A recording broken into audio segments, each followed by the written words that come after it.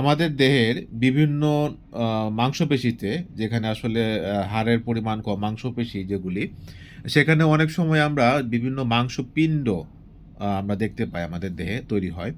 এগুলি নিয়ে আমরা অনেক চিন্তিত হয়ে যাই। এগুলি আসলে কি? এগুলি মূলত এক ধরনের বিনাইন টিউমার বা যেটা চর্বি দিয়ে তৈরি। এটা আসলে খারাপ কোনো টিউমার না। হয়তো সারা জীবন আপনার দেহে থাকলে হয়তো কোনো সময় কখনো ক্ষতি হবে না। কিন্তু অনেক সময় এটা আকৃতিতে বাড়তে থাকে। কখনো এটা ব্যথা হয়। তো এই লাইপোমাগুলি আসলে খুব ঘাবড়ানোর কিছু নেই।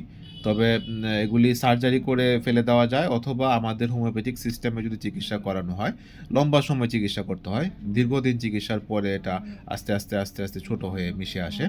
কিন্তু যদি কোনো চিকিৎসা নাও করান তাতেও কোনো সমস্যা নেই। সেটা হয়তো আপনার দেহে থেকে যাবে। একটা অস্বাভাবিক হয়তো দেখা যাবে কিন্তু আপনার কোনো ক্ষতি হয়তো হবে না। তো সেক্ষেত্রে চাকা একটা তৈরি হলে টেনশন না করে একজন চিকিৎসকের পরামর্শ নেন। সেটা কি আসলেই বিনাইন কিনা বা লাইপোমা কিনা সেটা কনফার্ম হয়ে নিবেন আরকি। তো ভালো থাকুন সবাই, সুস্থ থাকুন।